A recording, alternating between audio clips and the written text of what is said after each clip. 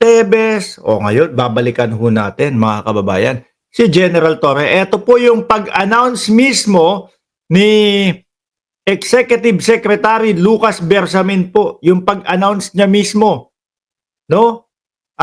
Ng bagong PNP chief. Oh. Oh, 'di ba? We are grateful for the service. No, there is another one that I will have to announce. The PNP chief. Ayan na. O, di ba?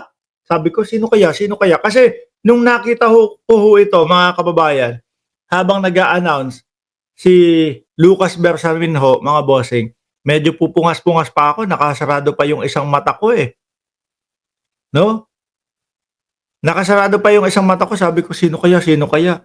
Kasi nandiyan yung isa, yung bata-bata daw ni Aimee, tapos ito si General Torre. Oh, bakit? Na.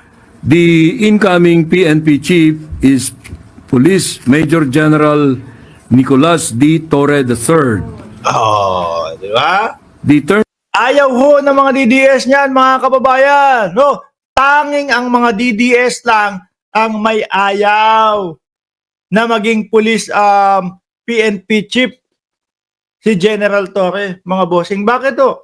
Eh, biruin mo, hindi na dumaan pa ha, doon sa mga amuyong-amuyong. Nirekta agad ni General Torre, yung dalawang leader. Oh, si dating Pangulong Duterte. At si Kibuloy. Oh, nirekta na agad. Ano ba yun? Walang amu-amuyong, dapat amuyong muna. Kaya yung mga amuyong na yan, mga bossing, madali na ho yan. Easy na ho yan, mga kababayan. No, si Roque, pagkatapos nung asylum niyan, tapos na-deny, naku po. Uwi din agad ng Pilipinas yan. Di po ba? Oh, uwi din ho agad ng Pilipinas yan. Pikon na pikon ang mga DDS diyan kay General Torre, mga kababayan. Pikon na pikon ho. Di ba? Kung ano-ano na nga po ang sinasabi ng mga yan kay General Torres, kamukha daw ni Diwata. Wala ho silang maibanat doon sa tao kasi maayos naman ang performance. No? Lalo si Bato. Oh, si Bato nga hindi naman general, naging PNP chief agad. Sabi ni Unyok Nel Caneva. Oh. Lalo si Bato. Mapipikon si Bato dito, mga bossing. Bakit ho? Sabi ni Bato doon sa doon sa hearing nila, boss, arrogante ka, masyado kang nalulunod sa iyong kapangyarihan. Ganito, ganyan. Kasi boss nila yung nadala at nahuli ni Torre. Kaya mga galit ho yan. Pero ito, tuloy natin. turnover of command will happen June 2nd. Aha. Yun na yung yung araw na umpisa ng araw ng pagiging PNP chief ni General Torre. Ulit niya. Of command will happen Major General Nicolas D. Torre III. The turnover of command will happen June 2nd. The turnover of the command will happen on June 2nd. Alam niyo ho, mga bossing, kung bakit ko nasabi na mga DDS lang naman ang nagagalit at umaayaw at hindi gusto yung balita na yan. Tingnan niyo ho yung mga kakamping. Pati ho yung mga kakamping, mga bossing. Si Senadora Leila de Lima nga lang eh. Hindi. Dating senadora na ngayon po ay congresswoman, may pagbati kay General Torre. De Lima binati si General Torre bilang bagong PNP chief. At ano ang sabi niya? I have full confidence. Di ba? Yung nakikita nating trabaho ni General Torre, mga kababayan, dapat naman po. Talagang may bayag, may yagbols. Hindi umuurong. No? Matyaga. Sa ano po ang naging dulot ng kanyang pagtsatsaga? Biruin mo, doon lang kay Kibuloy, ilang araw ho yun nataguan. Yung kay dating Pangulong Duterte, pagkabasa ng Miranda rights, ilang oras pa ho ang tumagal. Di po ba? Ilang oras pa ho ang tumagal, mga kababayan. 10 oras bago maisakay sa eroplano. At take note birthday niya pa yun. Lagot ang tumitira kay General Torres. Sabi ni idol ko si Bossman. Hindi naman ganun yung taong yan eh. No? Tahimik naman yung tao na yan.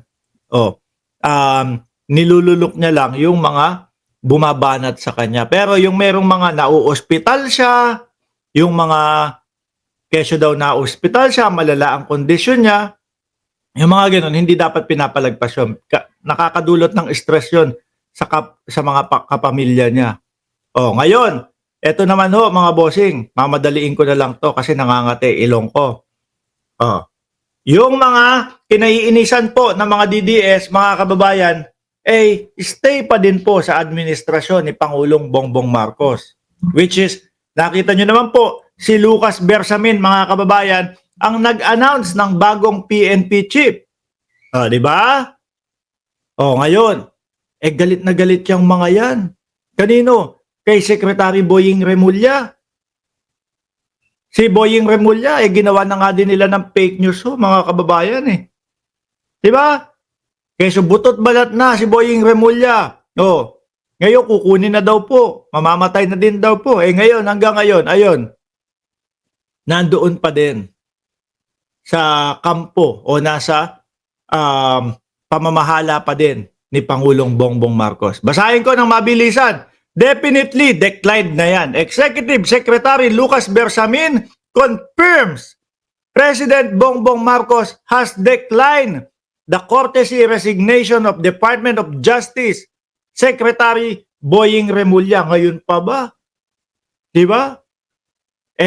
Tumataas na, mga kababayan, ang respeto ng mamamayang Pilipino. Decline yung courtesy resignation ni Boying Remulla at yung kapatid niya ng DILG na ang pinalitan ho, mga kababayan, ay si Benhur Abalos. Natingin ko ho, pagkatapos ng 1-year ban, galing po sa pagkakatalo at hindi pinalad sa eleksyon, mabibigyan ho ulit si Benhur Abalos ng panibagong posisyon. Si John Vic Remulla, hindi din tinanggap yung resignation. Ang nabalitang tinanggap po, mga kababayan, si Menardo Guevara nga, yun. Tsaka yung iba pa. Ang alam ko, yung kay na-vlog na natin yun. Yung kay Lagdameo, parang na din yun, di ba? Parang tinanggap na din yung resignation nun. Kung di ako nagkakamali, alam ko na-vlog na natin yun eh.